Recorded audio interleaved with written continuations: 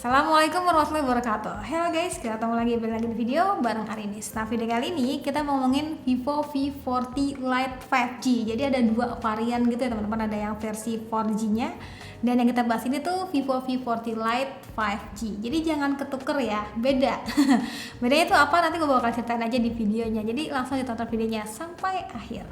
Ngomongin Vivo V seri yang Lite itu gue terakhir banget kalau nggak salah nyobain yang V5 Lite deh, dan itu emang termasuk yang kenceng gitu ya viewsnya, secara kan dengan budget yang lebih terjangkau tapi dapetin fitur-fitur intinya. Nah sekarang tumbenan banget nih Vivo itu ngebawa lagi versi Lite-nya. Kaget sih ya, kok nggak berbuntut E lagi ya, tapi kayak Lite gitu ya. Jadi yuk intip dulu isi box daripada Vivo V40 Lite 5G. Karena ini varian 5G-nya, tentu di bagian bawah ini ada tulisan 5G ya teman-teman. Buat isian boxnya tuh selain ada smartphone-nya, Vivo juga ngasih kartu perdana dan panduan singkat gitu.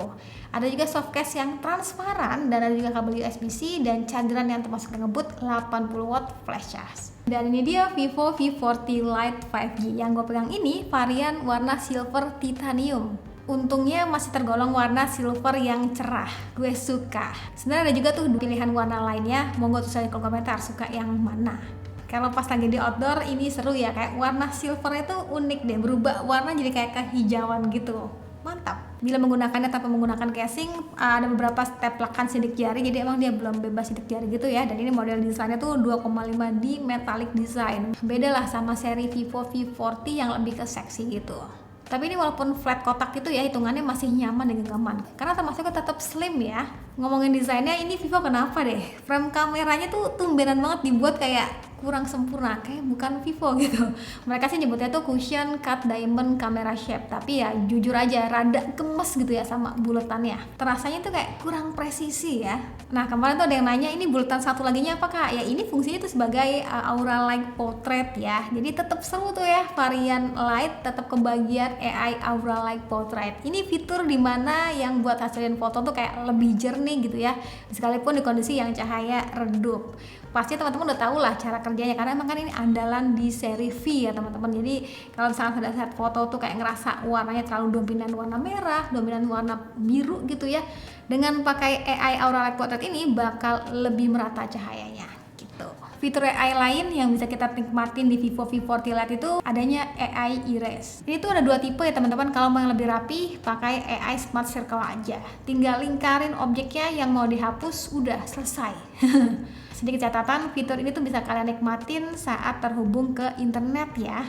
Dan selain itu ada juga AI Photo Enhance, dimana buat ningkatin kualitas foto. Semisal foto kalian tuh kayak blur atau bahkan foto jadul juga bisa dibuat lebih baik lagi nih hasilnya. Oke, lanjut ngomongin bagian kameranya. Tapi sebelum itu gue info dulu ya, spesifikasi kamera di bawahnya itu terbilangnya udah cukup banget.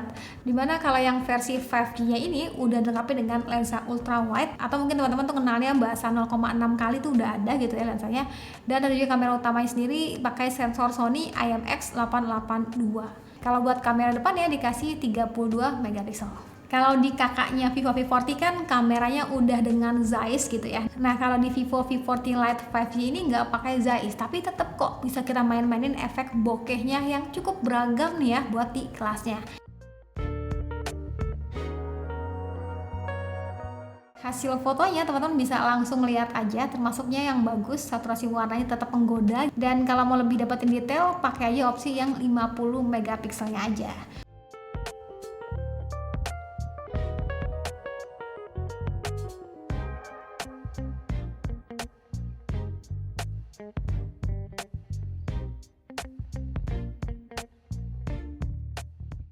Buat foto malamnya bisa diandelin, jarang nemu flare sih ya, dan noise tuh masih terbilangnya aman. Gak nyangka sih hasil foto malamnya terbilangnya juga bagus. AI Aura Light Portraitnya juga seru ya, kita bisa adjust cahaya biar lebih merata gitu ya sesuai dengan kondisinya. Nah ini kalau kita cek di sini di menu fotonya ya, ini kita bisa nyalain AI Aura Light Portrait, bisa secara otomatis gitu ya, ataupun kita juga bisa adjust secara manual. Jadi sesuaikan aja dengan kondisinya lah. Ini menarik ya, diturunin juga di seri yang versi Lite-nya.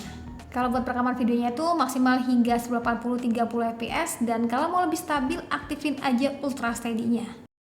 Contoh rekaman videonya si Vivo V40 Lite di settingan 1080 tanpa Ultra Steady-nya aktif. Boleh dilihat aja.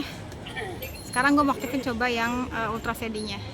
Hai, ini contoh perekaman videonya Vivo V40 Lite di 1080 60 fps dengan ultra steady-nya aktif.